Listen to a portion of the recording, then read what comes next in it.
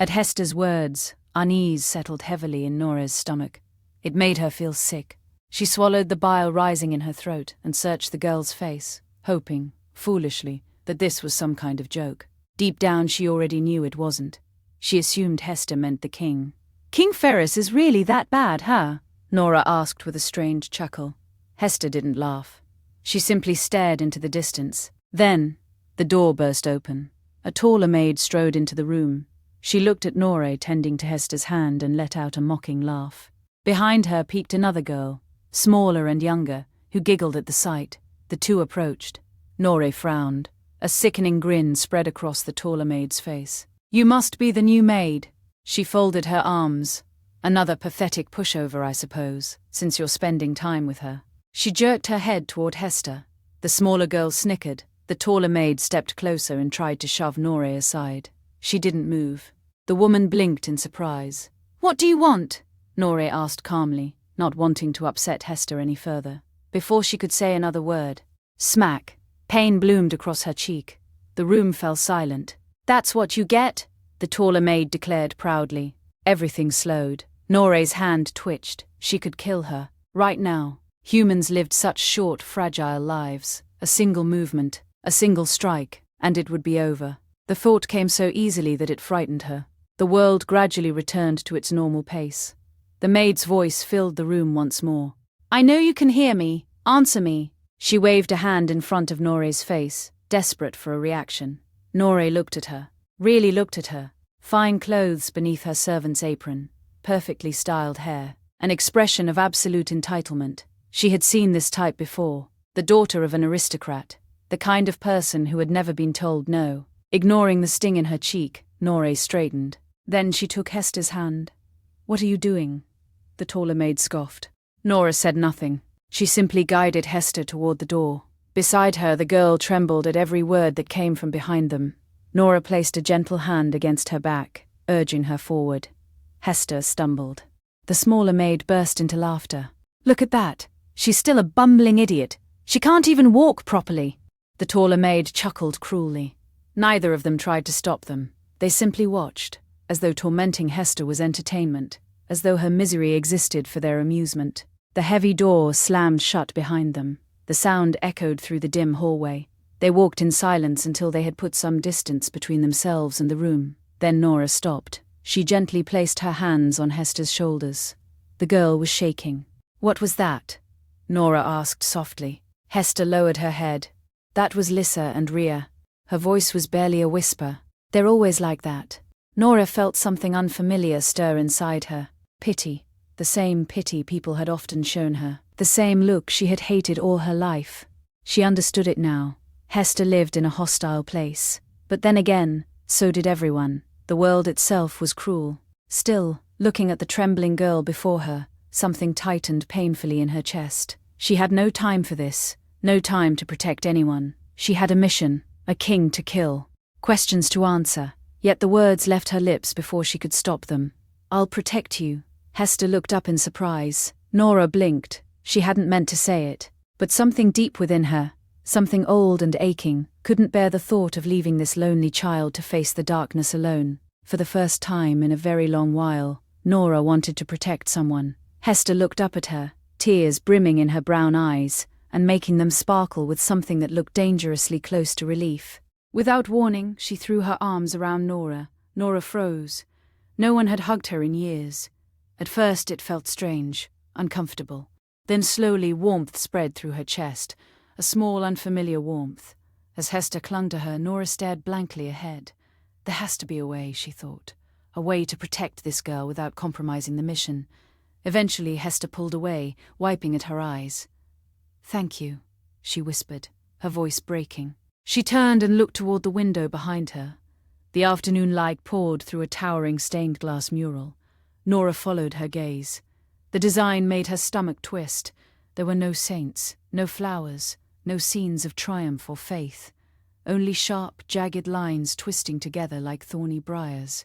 They crawled across the glass like black veins. An unsettling chill swept over her. Maybe Hester's right, she thought. It wasn't just the king. The entire castle felt wrong. The dead gardens, the cruel servants. the suffocating halls. Even the windows seemed to whisper of decay. This place stank of death, not the fresh scent of spilled blood, but the stale, lingering odor of something that had died long ago and never been buried. Nora swallowed hard. A wave of nausea rolled through her. When she turned back, she found Hester staring at her, not at her clothes, not at the bandana, at her face. There was a strange look in the girl's eyes. Recognition. She tilted her head slightly. "You're an elf." The words were calm, gentle. Yet they struck Nora like a blade. Her eyes widened. Fear flooded her chest. Her hands flew to her ears. She wanted to run. She wanted to deny it. But her body refused to move. She choked out. Hester's expression softened. She looked almost sad. Slowly, she stepped closer. Nora remained frozen, her heart hammering against her ribs. A terrible thought echoed through her mind. "She's going to tell someone. She's going to scream. She's going to expose you." She choked out. Hester's expression softened. She looked almost sad. Slowly, she stepped closer. Nora remained frozen, her heart hammering against her ribs.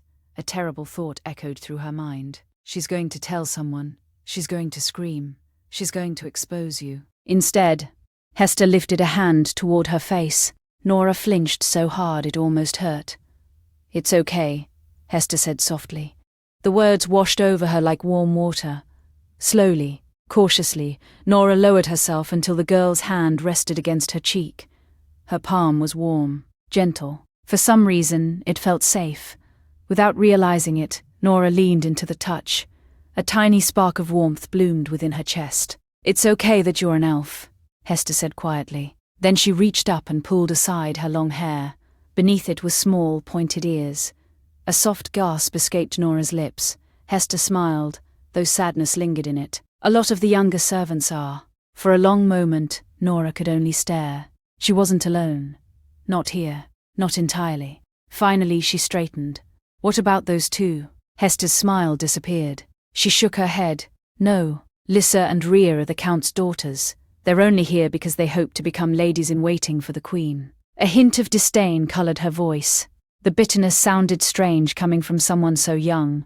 Suddenly, exhaustion crashed over Nora. The events of the past few days seemed to settle all at once into her bones. Hester noticed immediately. "Here," she said, reaching for Nora's hand. "I'll show you where you'll be sleeping." Nora looked down at the offered hand.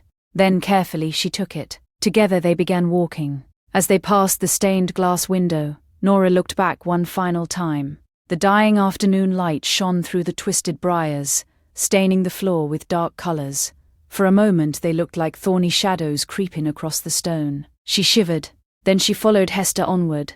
At the end of the corridor stood another heavy door. Hester pushed it open. Beyond lay yet another long hallway.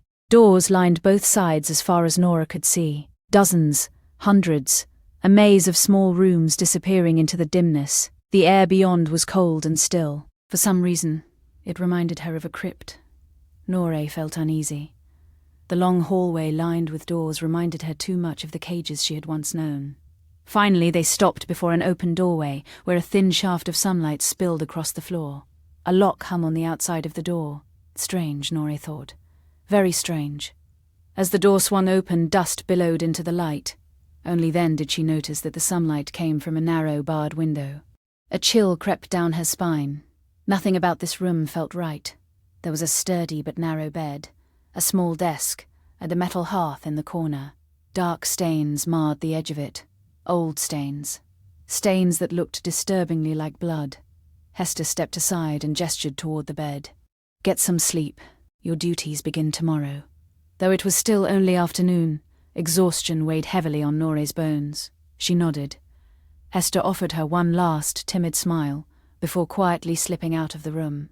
The door closed. The lock on the outside remained fixed in Nora's mind. Slowly, she sat upon the bed. Her fingers drifted to the necklace around her neck. She traced the black stone with her thumb. It was still cold, unnaturally cold, as though it knew this place was dangerous, as though it, too, feared the castle. Nora let go of the pendant and lay down, still dressed in her uniform. Sleep came quickly, too quickly, and once again, she slipped into the realm of haunted memories. A harsh wind rushed past her. In the distance stood a figure. No, someone. Maze. She had returned to the village, but something was terribly wrong. Her golden hair was matted with blood. Her body trembled. Her eyes looked hollow, haunted. For days after her return, she had sat alone, speaking only in whispers and half-formed words that no one could understand. As a child, Noré had believed Maze had simply survived a terrible battle. Now she knew better. The truth had been far worse than any 4-year-old could ever imagine. A sharp knock shattered the dream. Nora's eyes snapped open. "Hey, new girl, hurry up. We have to line up for inspection." Another knock, then another. "You better be awake. If you're not there, I get in trouble. Lissa." Nora sat up slowly. Her body still felt heavy with sleep. She climbed from the bed and straightened her uniform, then retied the scarf around her head. Once her ears were hidden and her hair had been hastily combed back with her fingers, she opened the door. Lissa stood outside, fuming. "I've been out here forever. You need to." Nora brushed past her without a word. The other maids were already making their way down the corridor. She silently fell into step behind them. A sputtering noise came from behind her. Lissa scoffed and hurried past. Moving to the front of the group, they exited the building and assembled in a courtyard beside the stained glass window of Twisting Briars. Morning light poured through the coloured glass, painting thorn-like shadows across the stone. Noré shivered. She quietly slipped toward the middle of the line, hoping to avoid attention. A woman approached. Her hair was iron grey, pulled into a severe knot at the back of her head. She wore a darker version of the servant's uniform and peered at the girls through thin spectacles. One by one, her sharp gaze travelled down the line. Every maid seemed to shrink beneath it. When her eyes reached Noré, they passed over her with complete disinterest. Then she stopped before Lissa. Smack! The sound rang through the courtyard. A sharp cry followed. Noré blinked. The older woman had struck Lissa across the face. Without another word, she adjusted the girl's posture, forcing her shoulders back and her chin higher. Only then did she turn to address the others. "You were all late again." Her hands clapped together with a loud crack. Several girls flinched. The woman's frown deepened. "No lunch for any of you." A collective groan rippled through the line. No one dared complain louder than that. The grey-haired woman folded her hands behind her back.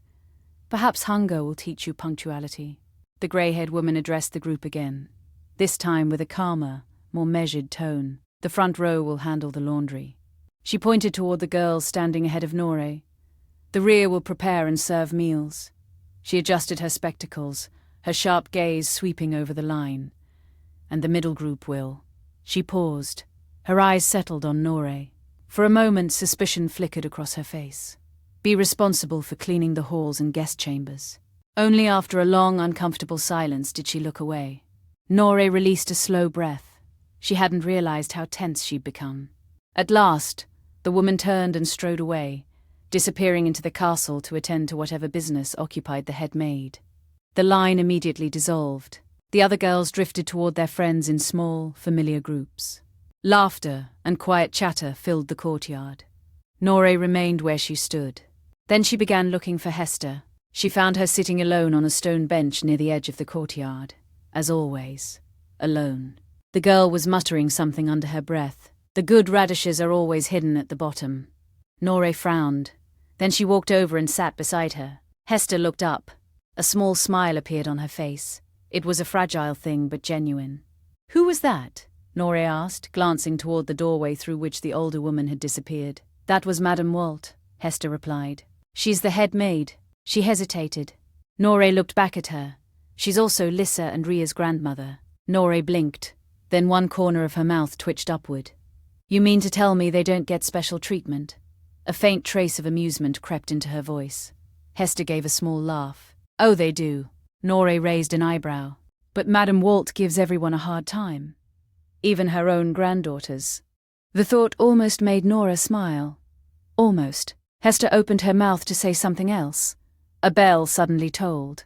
Its deep, mournful sound rolled across the courtyard like a funeral knell. Both of them looked up. The other maids immediately sprang into motion, hurrying toward their assigned duties. The warmth of the morning seemed to vanish with the ringing of the bell. The castle felt cold again, oppressive. Watching, Hester quickly stood and held out her hand. "Come on," she said. Nora looked at the offered hand for a moment before taking it. As she rose from the bench, a strange feeling settled over her. The brief peace of the morning had ended. From this moment onward, her real work began. And somewhere within the cold stone walls of this castle, something was waiting for her.